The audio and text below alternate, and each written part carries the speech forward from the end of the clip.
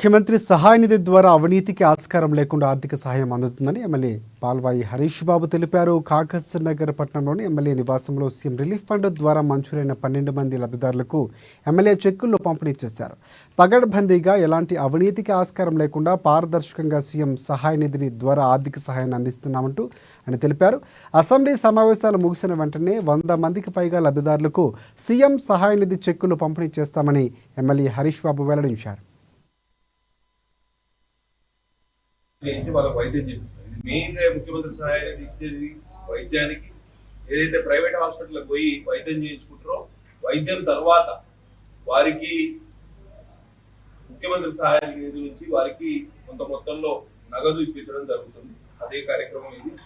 ఒకవేళ వైద్యానికన్నా ముందే మనకు సమాచారం ఇస్తే హైదరాబాద్ లోని ప్రఖ్యాత నిజాం ఇన్స్టిట్యూట్ ఉన్నది.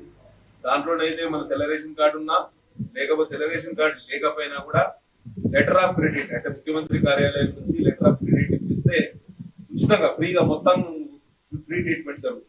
కాబట్టి ముందు సమాచారం ఇచ్చిన వాళ్ళకు అడ్వాంటేజ్ ఉంటుంది. తర్వాత సమాచారం ఇచ్చిన వాళ్ళకు ఏమైతుందంటే ఫర్ ఎగ్జాంపుల్ తరుణ్ ఉన్నాడు, ఇక్కడ ఆయన పాము కాటు గురై నాగు పాము కాటు గురై అందవెల్లి గ్రామానికి చెందిన వ్యక్తి. ఆయన మంచిర్యాలలో తర్వాత రూపాయలతోటి లెటర్ ఆఫ్ క్రెడిట్ అంటే నాకు తెలిసి 100-150 మందికి మనం ఫ్రీగా నిమ్స్ లో ట్రీట్మెంట్ చేయించాం.